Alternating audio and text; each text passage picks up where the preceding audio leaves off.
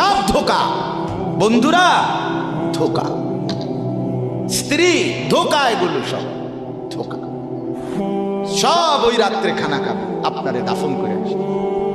আরো বেশি খাইব মানুষের ঘরের থেকে, যাইতে আইনা ভাত খাওয়া।